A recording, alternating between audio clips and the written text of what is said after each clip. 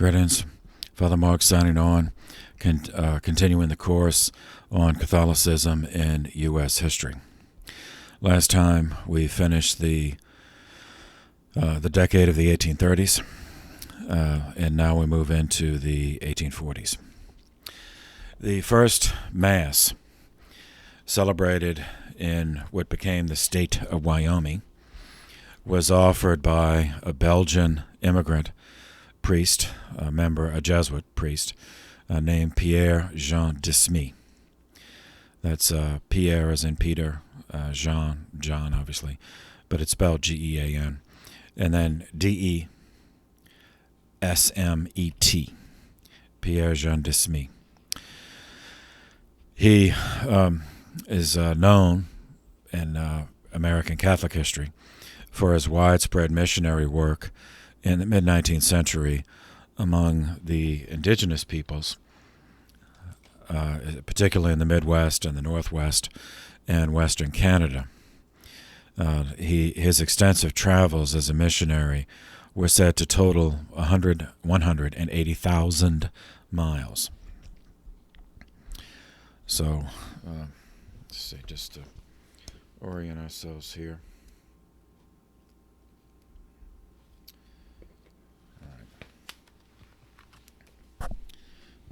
I can't.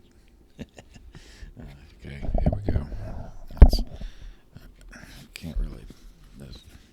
See, it's awkward to hold, but you see. All right.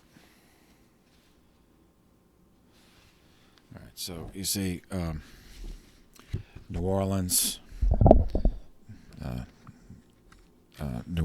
down here, and then up the Mississippi River to St. Louis, and the Mississippi, of course, goes all the way up to Minnesota. So we saw an earlier missionary priest, Father Badin, Stephen Badin, French immigrant priest, work on the eastern side of the river. So Father de Smee was active on the western side, all the way. Where are we? No, over here. So, yeah. See, it looks in reverse, looking at it like this. So here, in the west, all the way over to the Pacific, and up into Canada. Yeah. So there's New Orleans up to St. Louis and the Great Lakes, but then over on this side is where he worked. All right.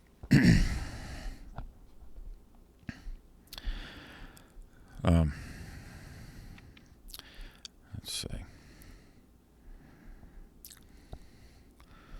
I don't want to. All right. So he was born in what is now Belgium in 1801. At the time, it was actually it was part of France at the time. Belgium later became independent in 1830. He entered minor seminary in Mechlin at the age of 19. First came to the United States with 11 other Belgian Jesuits in 1821, and he came with the intent to be a missionary. He did his novitiate at White Marsh, Jesuit estate near Baltimore, Maryland. Part of the complex survives today as Sacred Heart Church in Bowie, Maryland. So a few of you on my subscribers are from Maryland. So Bowie, Maryland, he was there. 1823, de Smee went west to St. Louis, in the middle of the country, St. Louis, Missouri. There he completed his theological studies at St. Mary of the Barrens, outside of St. Louis, which was established by, we saw previously, by the second Bishop of New Orleans, Bishop Guillaume de Bourg. He was ethnically French missionary, although he was born in what is now Haiti, when it was a French colony. And there, de Smee also began his study of the languages of the indigenous peoples. He was ordained a priest on September 23, 1827. De Smee and 5 other Belgian novices, led by Charles van Quickenborne, another Jesuit priest, moved to Florissant, Missouri, north of St. Louis, at the invitation of Bishop de Bourgh. There they founded schools, Jesuits and Jesuit schools, among which was St. Regis, where de Smee had his first contacts with indigenous students. And indigenous, I mean the Indians, or what the Canadians call the First Nations. In 1838 and 39, de Smee helped to establish St. Joseph's Mission in what is now Iowa. That was in the territory of the Potawatomi tribe along the upper Missouri River. A delegation in 1839 reached St. Louis seeking clergy, Catholic clergy. The delegation was composed of some Iroquois, but the Iroquois originally from the Northeast, but these had moved over the decades and were dwelling among the Flathead and the Nez Perce tribes. They requested clergy, and their request was granted.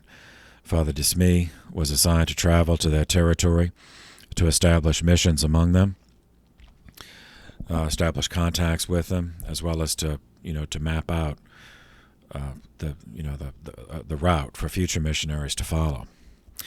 For safety and convenience, he traveled with the American Fur Company Brigade. And it was with them that on the journey over that on July 5th, 1840, he offered the first Mass in Wyoming. That is, it was a mile east of Daniel, a town in the west central part of the state, the present state. So what does the American Fur Company have to do with this? Okay. So de Smee was not the first European, the first Westerner, to travel to the Pacific coast. Of course, it had been a colony of, California at least, had been a colony of Spain. So it's Spanish colonists on the California coast. But what was then called the Oregon Territory, now consisting of the state of Oregon, Washington state, as well as, because the border with Canada wasn't set at this period, up into British Columbia, Vancouver Island. Those was very rich in natural resources, fish, timber, animals for pelts. That's what the American Fur Company was. And so Russia, the British from Canada, as well as Americans, and as well as Spaniards, all had bases. They all had commercial operations there, and to protect the merchants from the other, from their rival nations, they also had fortifications, and so that's what the American Fur Company was doing. I mean, they had no involvement. The American Fur Company had no direct involvement in promoting the Catholic Church, but just for safety, anyone, even just private settlers who were just looking to follow the Oregon Trail, it was safety in numbers, so to speak. And the American Fur Company had the money to pay armed men. So even though those armed men were not paid to protect anyone other than the American Fur Company merchants, still it would act as a deterrent. So that's what Father de Smee was doing with them. The following year, 1841, he established another St. Mary's mission, this one in Montana, among the Salish tribe. He worked with them for several years. He then went back to France to recruit more future clergy, as well as to raise money, frankly. And then he returned to the Pacific Northwest. This time he sailed all the way around the tip of South America, up into the Pacific, and then all the way up, and debarking, reaching the Columbia River in the Oregon Territory on July 31st, 1844, with 5 additional Jesuits and a group of sisters of Notre Dame.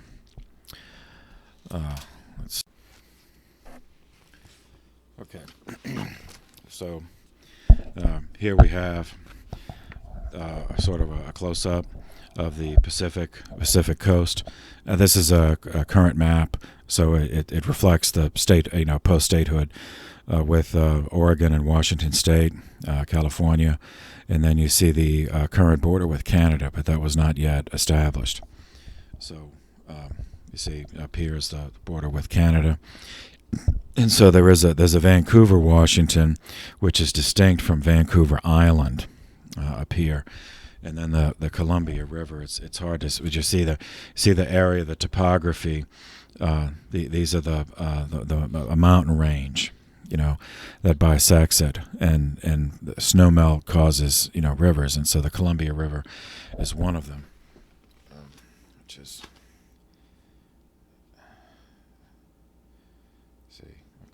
It has, you see that two branches up here. I don't know if you can see it, but that multiple branches of the Columbia and other is feeding into and out of it. But it's a big deal, and would later be a subject of a border dispute between the United States and Great Britain when we simply just purchased the territory for the disputed territory from England. It's the Oregon purchase. Okay, so he explored, and he arrived back in the Columbia River on July 31st, 1844. 5 additional Jesuits, along with a group of Sisters of Notre Dame teachers. So the Jesuits teach boys, and the sisters would teach girls. One of de Smee's longest explorations began in August of 1845 in the region west of the Rockies. Started from in the north of present-day Idaho, followed the rivers, found the source of the Columbia River, Columbia Lake. And then he followed it. Well, let's see, all these rivers, that's not really going to be helpful. Put another way, he explored Idaho up into Canada, Alberta, Canada, and Saskatchewan, Canada. And in the course of this, he was possibly the first Catholic priest, if not to meet them. He may, but he may not have been the first to meet them, but he's the first to establish enduring missions, Catholic missions, among the Cree, the Chippewa, and the Blackfoot tribes. And he was lucky to make it back because he stayed into the Canadian winter, which he certainly would have died. But some of these Indians helped him, guided him back to Fort Edmonton, where he spent the winter, 1845 into 46. In the course of this exploration, he established another St. Mary's mission in present-day Montana, Victor, Montana, among the Flathead tribes. Now that's not a pejorative. I mean, that's just what they were, they were called in that area. And he also established a Sacred Heart mission in present-day Cataldo, Idaho. In the spring of 1846, Father de Smee began another round. He established. He followed the established trade route of a different arrival to the American Fur Company. This was the British were there, the York Factory Express. Followed it because that gave him access to some more territory, and he was born in Belgium, so but American, Russian, English didn't really matter to him, as he thought of himself as he was a missionary.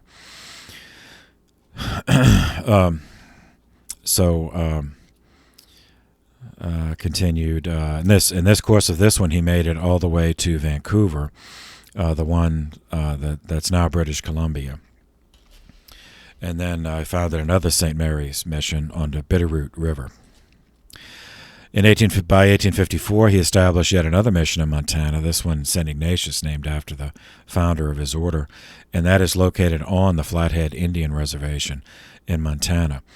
And one of the buildings has survived and is on the National Register of Historic Places. It was added on the centenary of his death. He died in 1873. It was added to the register in 1973, but it is still on the Flathead Indian Reservation. DeSmee sailed back and forth to Europe 8 times to raise money for the missions and also to recruit more clergy, religious sisters. And he died at his post. He was in the course of one of these. He was going on another one. Made it to St. Louis, Missouri, and died there on May 23rd, 1873. And that's he's just one of many now, because many of his letters survived. He was very active in going back and forth to Europe and writing letters. So that enables, it can trace a lot of this and date it. But there were other missionaries, who didn't. No written record has survived, or at least not much of one. But this is how the church was built. It was guys like him on horseback, on rafts, on boats, canoes, just going around establishing small missions. Now, he was not a bishop, so he could not canonically create parishes, but he could establish missions, so he could bring the sacraments, and he communicated with his order, which communicated with the higher hierarchy of the church, and so later an ordinary hierarchy could develop in those regions, in what we think of as the Pacific Northwest, because of his work, just as the work of Father Stephen Badin earlier, and more. We're gonna meet him again on the eastern side of the Mississippi. Enabled developments there, all the way from Kentucky, Ohio, up into Michigan. Anyway, okay, so that's some positive developments for the church in the western part of the United States. Now, one perennial difficulty in covering American history, whether secular or religious, is that especially at this period, that were in the 1840s, 30s, and 40s, that the country developed at a differential rate.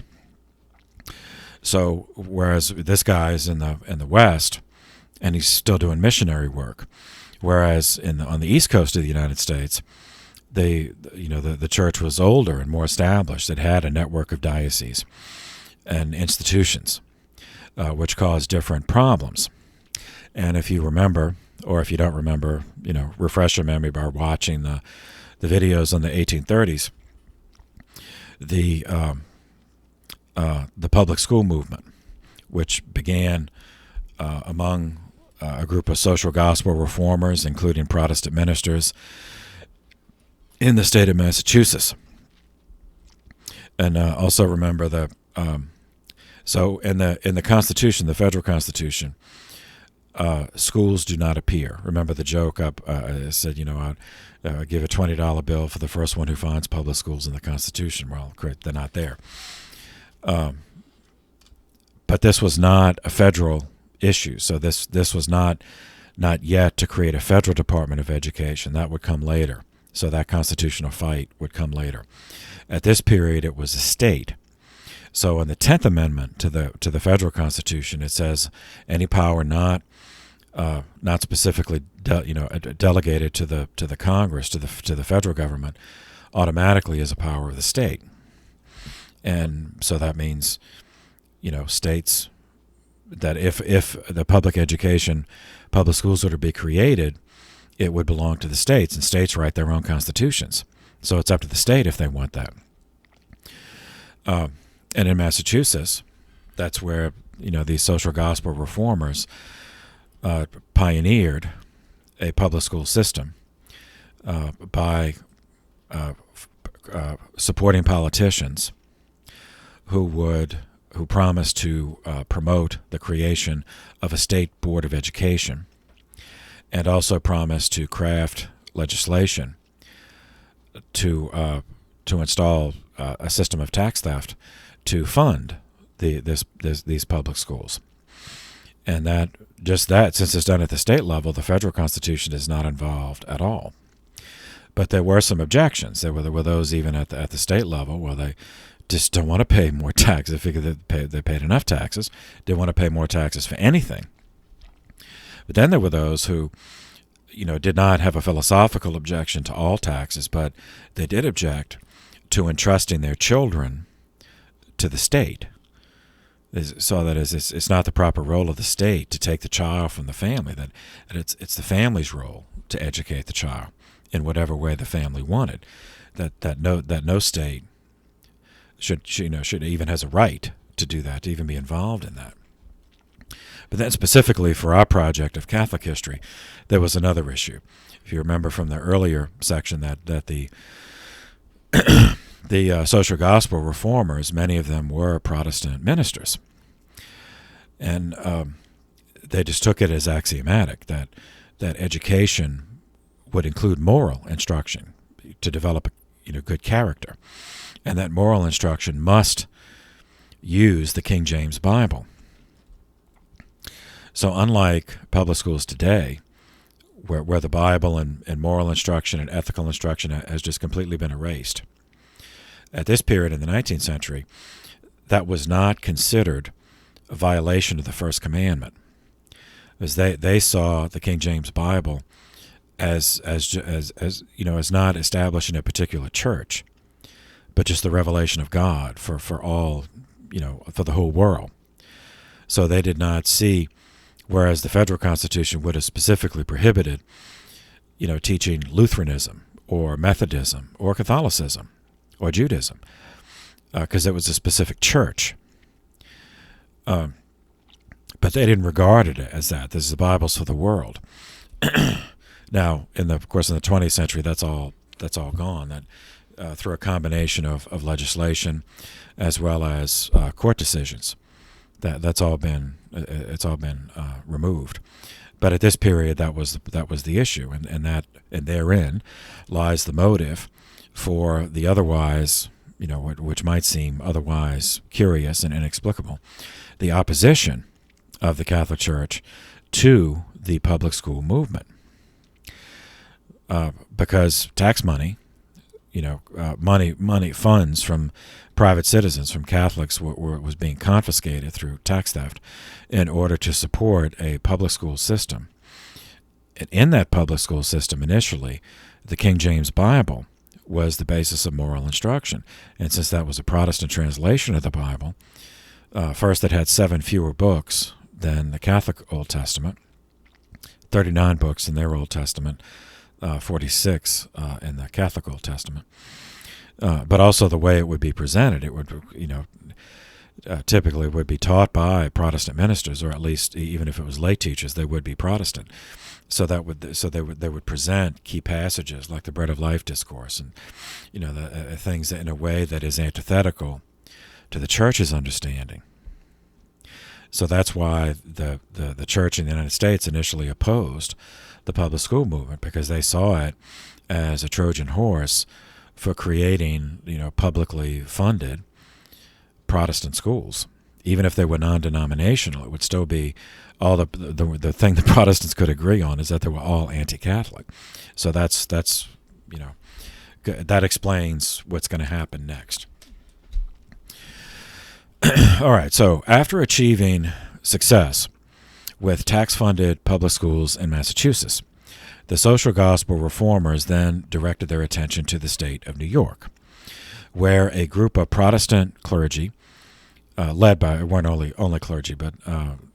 Protestant clergy, created the New York Public School Society, which was a combination lobbying group and political action committee to raise money to support candidates for office who pledged that they would vote for a Department of Education for New York and vote to legislate additional tax theft to fund it. 1840 was an election year, and they had the support of the governor of New York. He was the 12th governor of New York, William H. Seward. If his name sounds familiar, it's because later in history, as we shall see, he served as Lincoln's Secretary of State during the Civil War, and he outlived Lincoln, and he continued serving as Secretary of State. Well, as governor of New York, he supported public schools. Now, for him, it was not an issue of teaching the King James Bible or not, but New York, because of the port, it received literally thousands and thousands of every year of immigrants. And all of the, apart from the Irish and the English, none of them arrived speaking English. And so he thought of having a uniform education, whereas at least the reading, writing, and arithmetic, as they would say, that all the children, at least if the immigrants who arrived as adults, they may never master English. They might, but their children, if their children went to these schools and they were all taught the same template, the same reading, writing, and arithmetic, that they would have a common frame of reference, and a more educated citizenry, and more literate, more able to coherently participate in self-government. And specifically, he wanted the public schools, even though politically it was unpopular, to create additional tax theft of the population.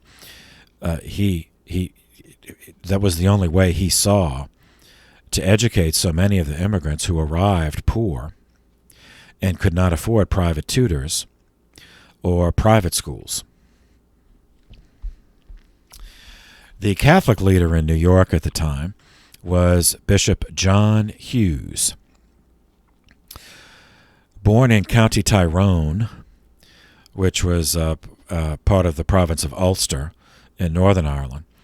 That was, it still is occupied territory. I mean, then it was occupied by an English-sponsored Protestant military dictatorship. Of course, anti-Catholic. So he was the third of 7 children. Father's was Patrick Hughes. His mother was maiden name was Margaret McKenna. He had, of course, they were, essentially serfs. They were, and oppressed in their own land on the basis of their religion as well as their Celtic nationality. His sister, for example, was denied a Catholic burial conducted by a priest because they lived under a Protestant hegemony. Hughes himself was brutally beaten more than once by groups of Orange men, which is what they called the Protestants in Northern Ireland, just because they could, So his family fled. They emigrated to the United States in 1816, initially settled in Chambersburg, Pennsylvania. Hughes, since one of the motives that they had for fleeing Ireland was religious, Hughes wanted to be a priest. He made several unsuccessful applications to attend seminary at Mount St. Mary's in Emmitsburg, Maryland, which is still there. And I think in a previous lecture we covered the origin of that.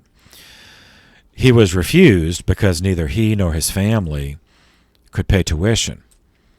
And initially he was not sponsored by any diocese.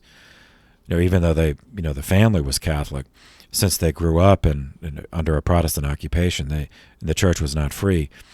He didn't know how things were done. I mean, how does one apply to a diocese or religious order to get sponsored to study for these? He didn't know all that.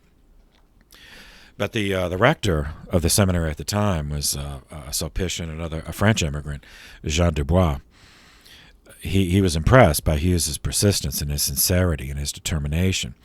So he hired Hughes as a gardener and groundskeeper and worked out sort of an informal work study,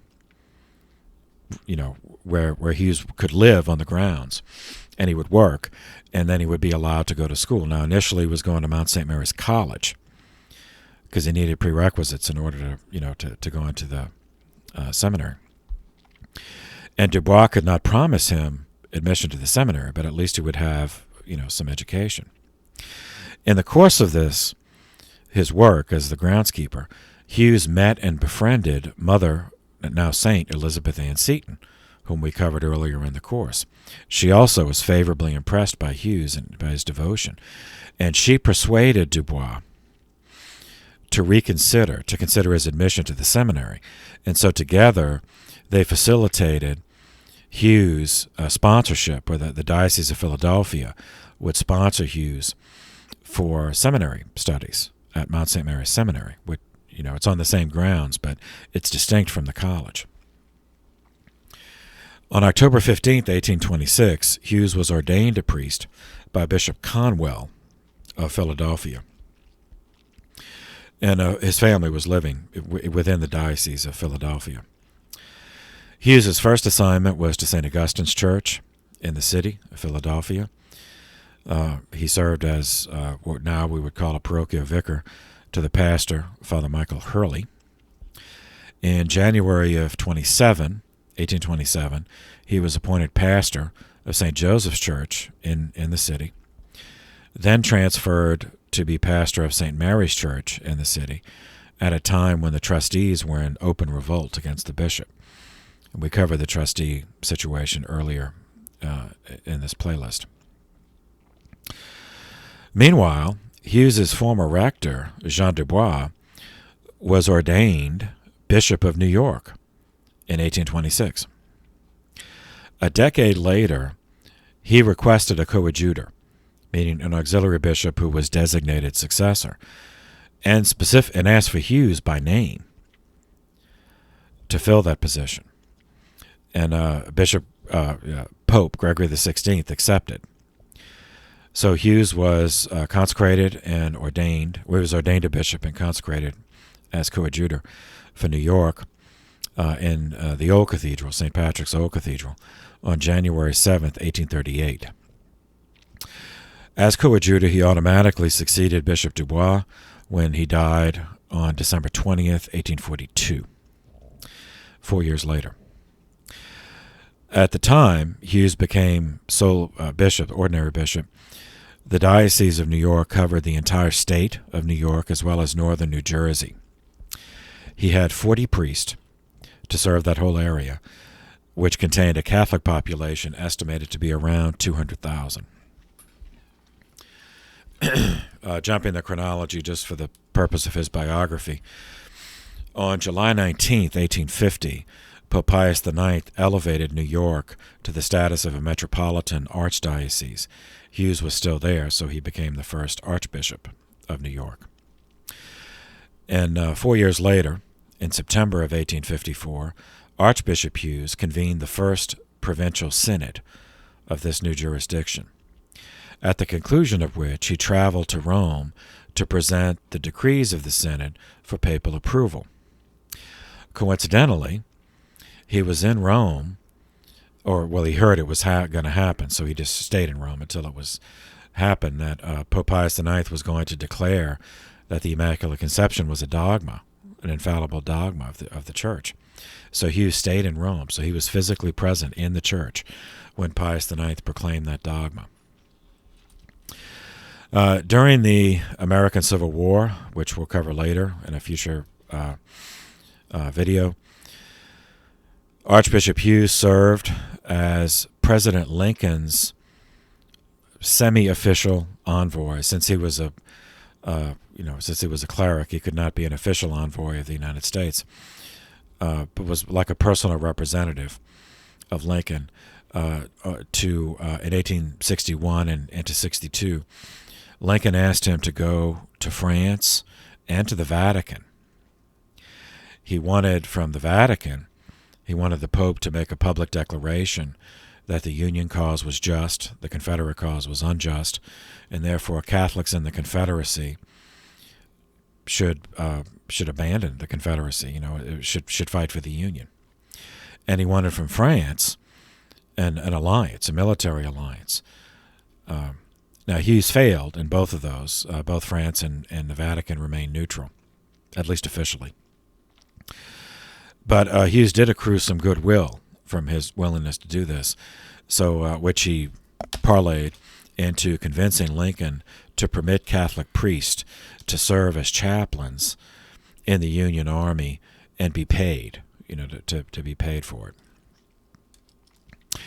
In terms of 1840, it was also it was an election year, as we said, and the public school issue on the ballot triggered the first Bible war in U.S. history, and that's not me. I mean, that's what it's it's just generally referred to as that in American religious history. In the course of the election, it was not feasible for Hughes to form an official Catholic political party.